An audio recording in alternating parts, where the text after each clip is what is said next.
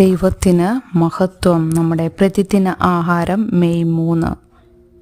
ക്ഷീണിച്ച കൂടാരങ്ങൾ.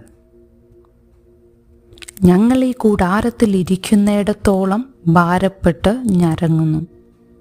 അപ്പോസ്തലനായ പൗലോസ് കൊരിന്ത്യർക്കെഴുതിയ 2-ാം ലേഖനം 5-ാം അധ്യായം 4-ാം വാക്യം. കൂടാരം ക്ഷീണിച്ചിരിക്കുന്നു. കെനിയയിലെ നെയ്റോബിയിൽ ഒരു സഭയിൽ പാസ്റ്ററായിരിക്കുന്ന എൻ്റെ സുഹൃത്ത് പോളിൻ്റെ വാക്കുകളായിരുന്നു അത്.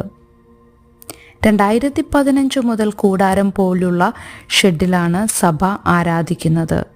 ഇപ്പോൾ പോൾ എഴുതി, ഞങ്ങളുടെ കൂടാരം ജീർണിച്ചിരിക്കുന്നു, മഴ പെയ്യുമ്പോൾ അത് ചോർന്നൊലിക്കുന്നു. അവരുടെ കൂടാരത്തിൻ്റെ ഘടനാപരമായ ബലഹീനതകളെക്കുറിച്ചുള്ള എൻ്റെ സുഹൃത്തിൻ്റെ വാക്കുകൾ നമ്മുടെ മാനുഷിക നിലനിൽപ്പിൻ്റെ ദുർബലതയെക്കുറിച്ചുള്ള അപ്പോസ്തലനായ പൗലോസിൻ്റെ വാക്കുകളെ ഓർമ്മിപ്പിക്കുന്നു. ഞങ്ങളുടെ പുറമേയുള്ള മനുഷ്യൻ ക്ഷയിച്ചു പോകുന്നു. ഞങ്ങൾ ഈ കൂടാരത്തിൽ ഇരിക്കുന്നിടത്തോളം ഭാരപ്പെട്ട് ഞരങ്ങുന്നു. നമ്മുടെ ദുർബലമായ മനുഷ്യ അസ്തിത്വത്തെക്കുറിച്ചുള്ള അവബോധം താരതമ്യേന ജീവിതത്തിൻ്റെ തുടക്കത്തിൽ തന്നെ സംഭവിക്കുന്നുണ്ടെങ്കിലും പ്രായമാകും തോറും നാം അതിനെക്കുറിച്ച് കൂടുതൽ ബോധവാന്മാരാകുന്നു.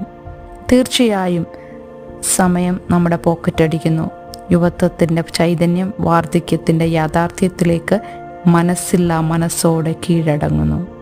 നമ്മുടെ ശരീരം, നമ്മുടെ കൂടാരങ്ങൾ ക്ഷീണിച്ചു പോകുന്നു.